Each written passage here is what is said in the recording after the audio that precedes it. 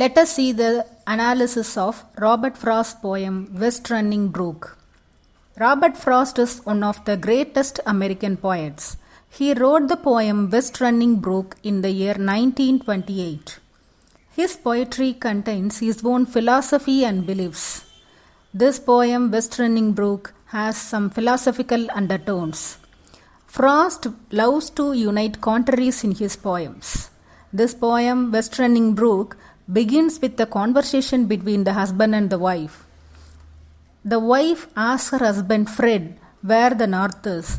The husband understands that the wife wants to know to which direction the brook flows. He explains her that all brooks in the country flow east, whereas the only one brook runs west. But the brooks run to reach ocean only, he explains her. The brook here symbolically refers to man's existence on earth. The poet then explains why the brook runs west. Because it wishes to go by contraries. It wants to distinguish itself from other brooks. Then the poet realizes that even he and his wives have some contraries, just like the brook.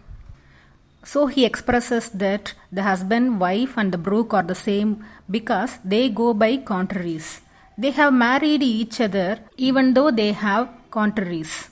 Similarly, they marry to the brook also.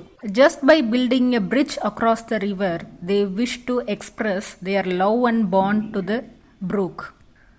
On hearing this, the wave also waving its hand as if it approves. The poet and his wife notice the black stream splashing on the sunken rock and creating white wave, and the white wave flunks backwards.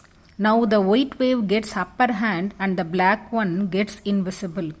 Here the white wave suggests eternity or permanence, whereas the blackness of the stream symbolizes death or emptiness.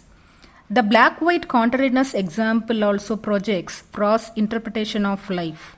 After undergoing the struggle, the dark stream transforms into a white wave. This reminds the poet of his origin. We were in heaven. It was announced to us with the birth of Christ, as given in the Annunciation to Mary. Then the poet refers to a place called Amazons. It is a place in which men were forbidden to enter. This place is exclusively for women, and man was created out of water long ago. The husband humorously says that if the brook enters into the land of Amazons, the contrariness will vanish. The brook is compared to man because it will not stay in one place. Some are of the opinion that man's life is like a ballet dancer spinning on one foot without moving. Man's life appears to be stagnant, but it is not really so. Then the poem takes a tragic tone. None can escape from death. The death is universal and inevitable. With the passage of time, life comes to an end. Man has to return to his origin, just like stream returns to its origin ocean. So man has to take the backward movement towards God. This poem has many philosophical implications. To intensify the meaning, the poet has used certain words repetitively like white wave, dark stream, black stream, contraries, runs, flows, throwing backward motion, and so on.